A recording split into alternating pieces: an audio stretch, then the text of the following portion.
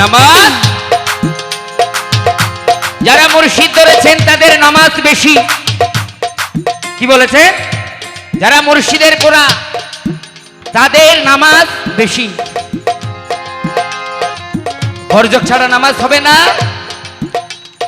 বর্জকে নামাজ পড়িলে, হ্যাঁ বর্জকে নামাজ পড়িলে যার নামাজ তার দেখা মিলে।